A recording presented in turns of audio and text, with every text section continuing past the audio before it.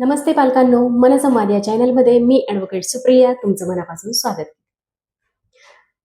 आजचा आपला विषय आहे करिअरचं ओव्हर थिंकिंग कसं थांबवायचं. हा अत्यंत महत्त्वाचा विषय आहे. आजकाल स्पर्धा इतकी वाढली आहे की तरुण मुलगा किंवा मुलगी रात्री झोपताना माझं पुढं काय होणार या विचाराने अस्वस्थ होत असतो, बेचैन होत असतो आणि त्यांना रात्रंरात्र झोपही लागत नाही. आज मी थेट तुमच्या मनातला एक प्रश्न तुम्हाला विचारणार आहे. रात्रीचे 12, 1 किंवा 1 वाजले, सगळं जग शांत झोपले, पण तुमच्या डोळ्यात मात्र झोप नाहीये. डोक्यात विचारांचे चक्र सुरू झालेले. माझं करिअर कसं होणार, किंवा मला नोकरी मिळेल का, मी आयुष्यात कधी सेटल होऊ शकेन का, किंवा माझ्यासोबतचे सगळे पुढे निघून गेलेत आणि मी इथंच राहिलो तर. आणि मित्रांनो, जर असे विचार तुम्हाला रोज रात्री छळत असतील तर तुम्ही करिअर ओव्हर थिंकिंगचे बळी ठरत आहात. भविष्याची काळजी वाटणं चांगलं आहे, पण त्याच काळजीने आजचा दिवस खराब करणं खूप चुकीचं आहे. या करिअरच्या ओव्हर थिंकिंगच्या विळख्यातून कसं बाहेर पडायचं आणि स्वतःला शांत कसं करायचं, त्याआधी या समस्येमागचं मूळ कारण किंवा मानसशास्त्र आपण जाणून घेऊया. आधी हे समजून घेऊया की हे ओव्हर थिंकिंग होतं का. आजकाल आपल्यावर पालकांच्या अपेक्षांचं ओझं असतं, समाजाचं दडपण असतं आणि सर्वात मुख्य म्हणजे आपल्याला लगेच सगळं काही मिळवायचं असतं. सोशल मीडियाच्या 25व्या वर्षी करोडपती असलेल्या लोकांचे व्हिडिओ बघून आपल्यालाही असं वाटतं की आपण खूप मागे पडलोय. पण मित्रांनो, एक गोष्ट लक्षात ठेवा, प्रत्येक यशाचा टाइम झोन वेगवेगळा असतो. जसं की KFCच्या मालकानं वयाच्या 60व्या वर्षी सुरुवात केली होती, तर फेसबुकच्या मार्क झुकरबर्गनं वयाच्या 20व्या वर्षी यश मिळवलं होतं. त्यामुळं स्वतःवर अवाजवी दडपण आणून विचार करत बसल्यानं आपलं आयुष्य बदलणार नाही, तर उलट तुमचा आजचा जो आत्मविश्वास आहे ना, तो सुद्धा कमी होईल. मग या ओव्हर थिंकिंगला फुल स्टॉप कसा लावायचा, त्यासाठी हे 3 नियम पाळा.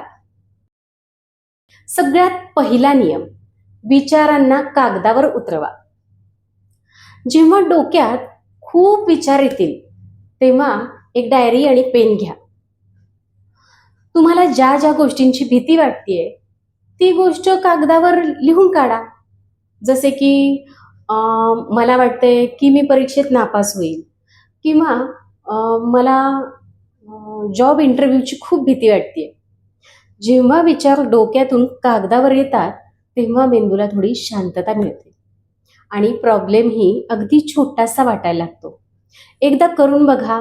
जेव्हा आपला प्रॉब्लेम आपण कागदावर लिहितो तेव्हा नक्कीच आपल्याला प्रॉब्लेम छोटे वाटायला लागतात. आता दुसरा नियम, परिणामांपेक्षा प्रक्रियेवर लक्ष द्या. तुम्ही नोकरी मिळवण्यासाठी आज काय करू शकता? अभ्यास करू शकता, नवीन स्किल शिकू शकता, किंवा रिझ्यूम पाठवू शकता. ह्या सगळ्या गोष्टी तुमच्या हातात आहेत. पण नोकरी मिळणार की नाही हे तुमच्या हातात नाहीये. जे आपल्या हातातच नाही त्याचा विचार करणं सोडून द्या आणि जे हातात आहे त्यावर 100% काम करा. विचार करण्यापेक्षा कृती मोठी ठेवा. नियम 3, 5, 4, 3, 2, 1 हा नियम वापरा. जेव्हा कधी तुम्हाला वाटेल की तुम्ही पुन्हा ओव्हरथिंकिंगच्या गर्तेमध्ये चालला आहात तेव्हा मनातल्या मनात उलटी गिनती करा. म्हणजे 5, 4, 3, 2, 1 आणि लगेच उठून एखाद्या कामाला लागा, किंवा गाणी ऐका, किंवा छान चालायला जावा. यामुळे तुमच्या मेंदूचे विचार करण्याचे चक्र तिथेच खंडित होते. कारण मानसशास्त्रानेही अशी उलटी गिनती केल्यानंतर आपलं मन किती शांत राहतं, कोणत्या पद्धतीनं शांत राहतं, विचाराचे चक्र कसे खुंटीत होतात, ह्या गोष्टींची माहिती दिलेली आहे. शेवटी मित्रांनो, एवढंच सांगेन, भविष्य अजून आलेलं नाही आणि भूतकाळ निघून गेलाय. तुमच्या हातात फक्त हा आजचा क्षण आहे. आजच मेहनत करा, विचार आपोआप थांबतील. तुम्हाला करिअरमध्ये सगळ्यात जास्त भीती कोणत्या गोष्टीची वाटते? मला कमेंट करून नक्की सांगा. हा व्हिडिओ तुमच्या त्या मित्राला नक्की शेअर करा जो खूप जास्त विचार करतोय. आपल्या या मनसंवाद चॅनलला सबस्क्राईब करायला विसरू नका. विचार करणं सोडा आणि आता कामाला लागा.